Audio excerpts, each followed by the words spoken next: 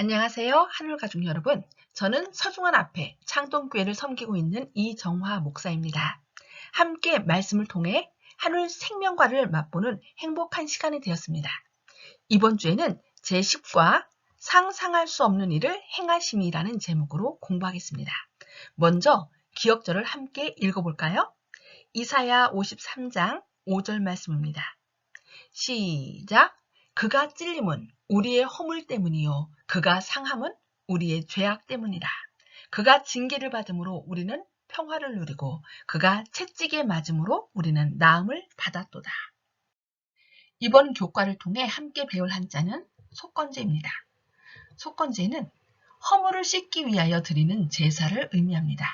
지금은 속건제라는 한자를 통해 구속사적인 의미가 무엇인지 살펴보겠습니다. 속건제는 속죄할 속자와 허물 건자, 제사 제자가 합쳐진 단어입니다. 제사 제자는 지난 시간에 했기 때문에 이번에는 속자와 건자만 하도록 하겠습니다. 속죄할 속자는 나의 입장에서 보는 경우하고 하나님의 입장에서 보는 경우로 나눠질 수 있습니다. 나의 입장에서 본다면 조개패자와 선비사자, 살매자가 합쳐졌고요. 이것은 예수님께서 십자가에서 치르신 생명값으로 죄의 값을 모두 갚고 나를 사서 나의 죄를 속죄하였다는 뜻이 됩니다. 하나님의 입장에서 본다면 조개패자와 팔매자가 합쳐져서요.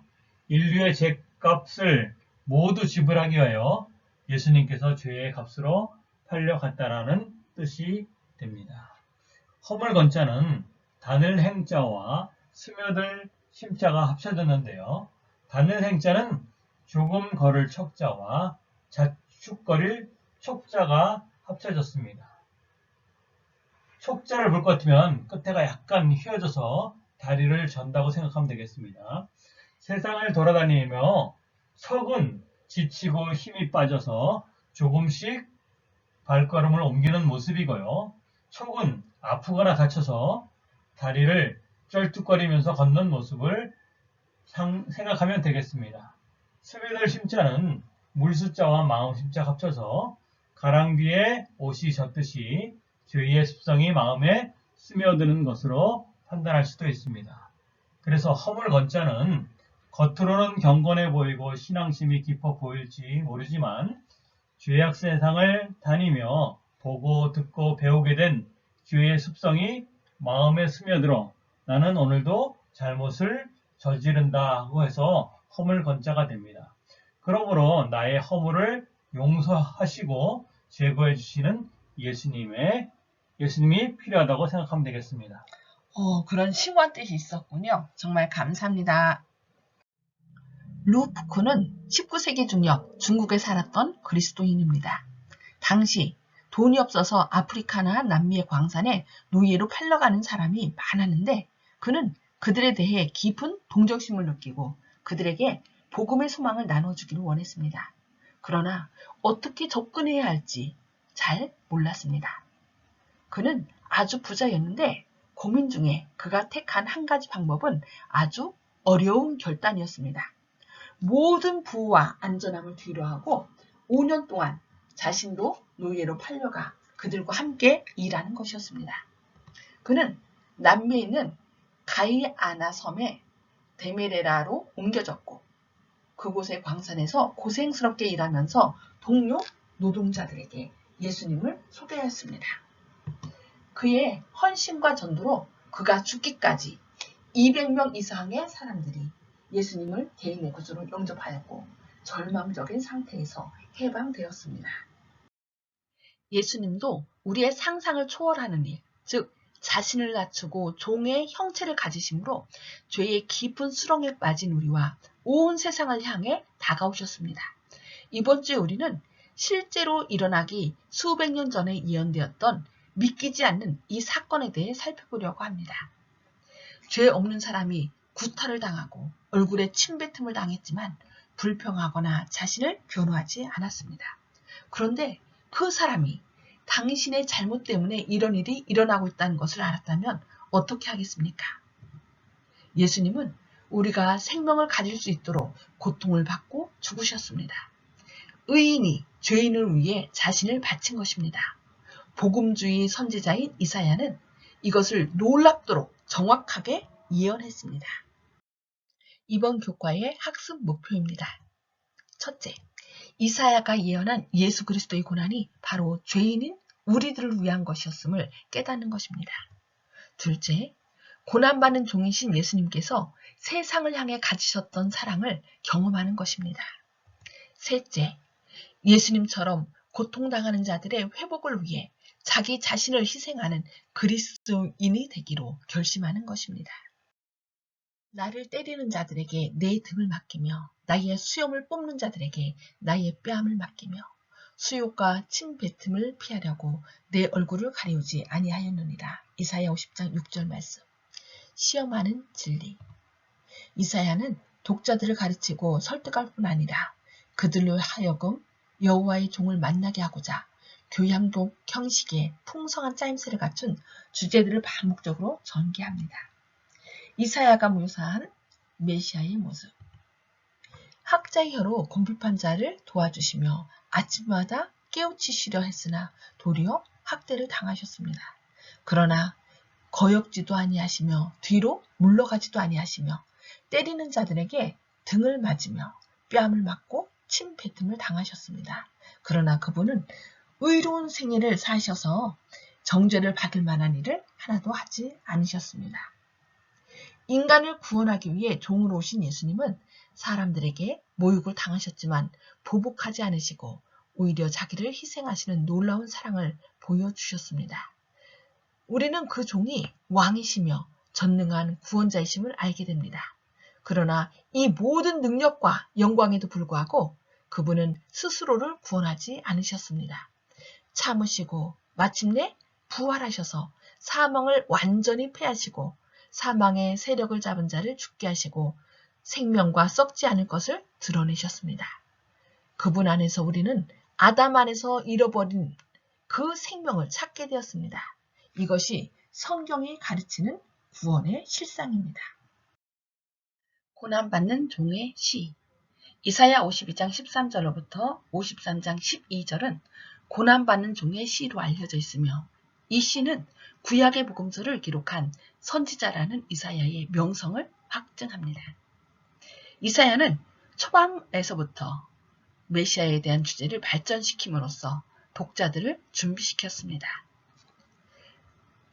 천의 몸에서 잉태되어 탄생하심, 다윗 왕조의 혈통을 타고 출생하심, 이스라엘을 회복시키시는 사역, 불의와 고통으로부터 해방시키시는 조용한 사역, 고난 속에서도 세상을 구원하는 종, 높임을 받으시기 전 비극적인 일을 당하심, 고난받고 비천한 죽음을 당하심에 대한 이런 점증적인 예언을 해나가신 걸 볼 수 있습니다.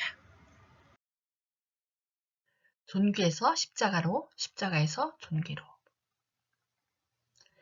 이사야 52장 13절 종의 고귀함. 52장 14절로 15절 그의 굴욕이 예언됨. 53장 1절 누가 믿었을까요? 53장 2절 3절 그는 멸시를 당함. 53장 4절 6절 그는 우리를 위해 고통을 당함. 53장 7절 9절 무죄임에도 불구하고 그는 정죄받고 죽으심. 53장 10절로 13절 종의 고귀함. 인류를 죄에서 구원하고 찬양과 높임을 받으시는 메시아는 원래 하나님이셨지만 먼저 인간으로 오셔서 비천한 죽음을 당하기까지 자신을 낮추셨습니다. 빌립보서 2장 5절로 11절 말씀을 보면 예수님은 하나님의 형상이셨지만 자기를 비우셔서 인간의 모양을 취하시고 모든 죽음 중에서 가장 비천한 죽음인 십자가의 죽음을 당하셨습니다. 그래서 하나님은 그를 심히 높여서 만인으로 하여금 그를 주로 인정하게 하셨습니다. 면류관이 있기 전에 십자가가 와야 함을 우리에게 분명하게 말씀하고 있습니다. 누가 믿었느냐? 우리의 전한 것을 누가 믿었느뇨? 여호와의 팔이 네게 나타나는요. 이사야 53장 1절 말씀. 이사야 52장 13절에서 하나님의 종은 높이 들립니다. 그러나 예고도 없이 인자의 모습이라고 볼 수 없을 만큼 타인보다 상하고 멸시와 조롱을 받고 고통을 겪습니다. 이사야서를 보면 이렇게 명확하게 메시아의 고난에 관하여 예언을 하였는데 어찌하여 유대인들은 이 놀라운 사실을 믿지 않았을까요? 유대인에게는 매 안식일과 매 절기의 아침 예배 때 읽는 토라 포션과 하프타라라는 책이 있다고 합니다. 토라 포션은 모세 오경에서 발췌한 것이고요. 하프타라는 선지서와 시편에서 발췌한 것입니다. 그러나 애석하게도 하프타라 속에는 이사야 53장이 통째로 빠져 있다고 합니다. 그래서 이에 관하여 이사야 53장 해설서를 낸 유대인 마치 글레이저 박사는 유대민족은 전통적으로 미천한 모습의 메시아를 믿지 않고 왕으로 정복하는 메시아를 원했기 때문에 랍비들은 다른 유대인들이 이것을 깨닫기를 원치 않아서 하프타라에는 넣지 않았을 것이라고 주장합니다. 그래서 유대인들은 이 이사야 53장의 예언을 깨닫지 못했던 것입니다. 우리의 전한 것을 누가 믿었느냐? 여호와의 팔이 네게 나타나느냐? 이사야 53장 1절의 질문은 아담의 모든 후손이 구주를 믿지 않는다는 것을 얘기하는 질문인과 동시에 이것을 믿는 자는 사망에서 생명으로 옮긴다는 것을 나타냅니다. 유대인들은 아직도 이사야 53장을 깨닫지 못한 사람들이 많이 있는데 그 예로 한 번은 미치 글레이저 박사가 어머니 집에 가서 이사야 53장을 펴서 읽었답니다. 그러자 그 어머니께서 얘야, 그것은 예수에 관한 이야기인 것 같은데 우리는 유대인이야. 그러니 신약을 읽지 말고 구약을 읽도록 해라 라고 말씀하더랍니다.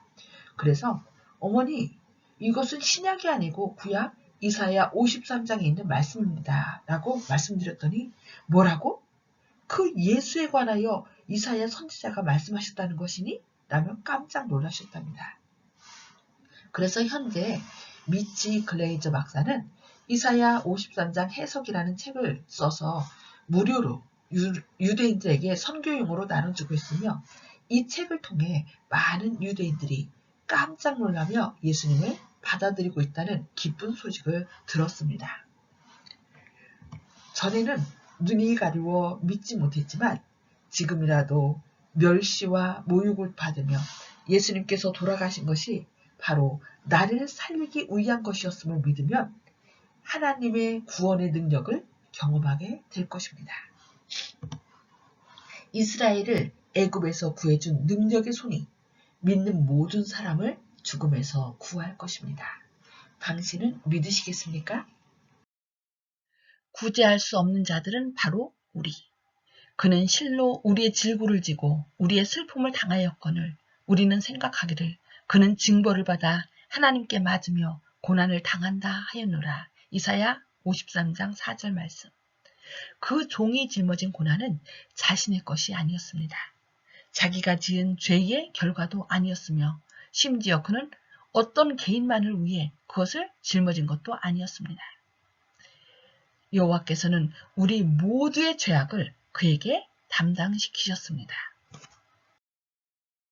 온 우주를 지으신 창조주께서 왜 돌아가셨을까요?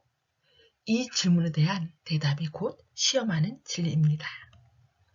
죄인에 대한 하나님의 사랑 때문에 메시아가 고난을 당하도록 선택되었습니다.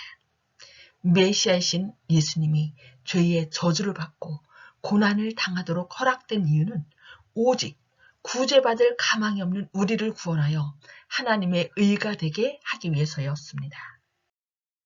우리를 변화시키는 속건제물, 여호와께서 그에게 상함을 받게 하시기를 원하사 질고를 당하게 하셨은즉 그의 영혼을 속건제물로 드리기에 이르면 그가 씨를 보게 되며 그의 날은 길 것이요. 이사야 53장 10절 말씀. 속건제물이란 무슨 의미일까요? 속건제는 아시함인데 알고 지은 죄를 사함받는 제사입니다. 우리가 알고 잘못한 것들 또는 고의적으로 저지른 허물들을 사유해 주시는 제사인 것입니다. 하나님과 다른 사람들에 대한 모든 범죄는 소멸되어야 했습니다. 필요한 경우 피해자는 보상을 받아야 합니다.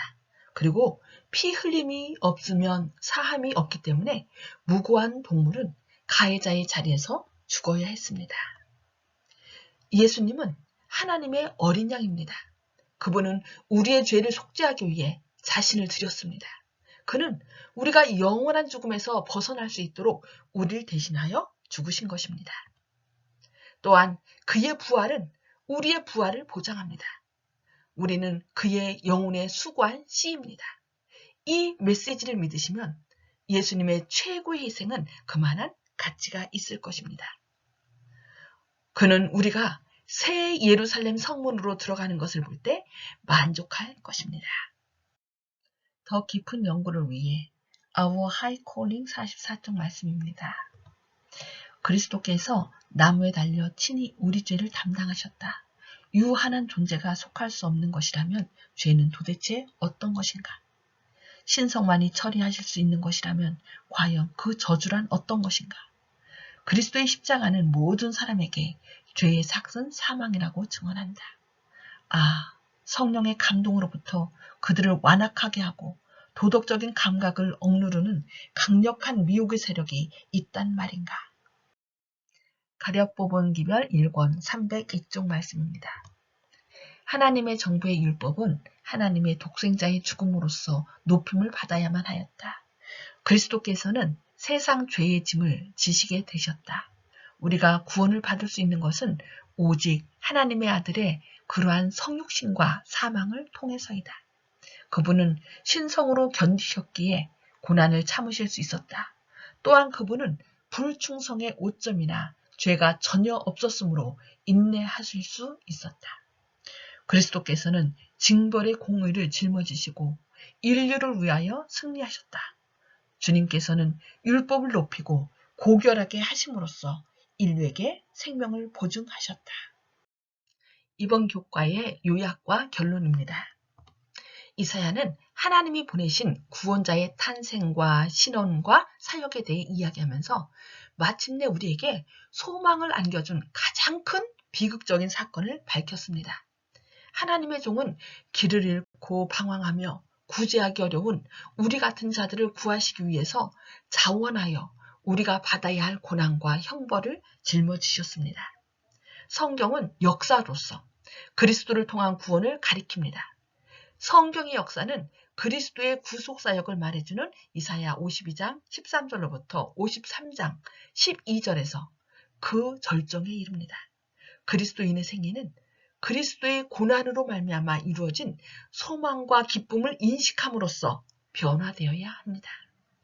예수님의 고난을 통해 구원받은 은혜를 기억하셔서 예수님처럼 고난당하는 자들을 섬기시는 한물가족 되시기를 바라며 교과 공부를 마치겠습니다. 감사합니다.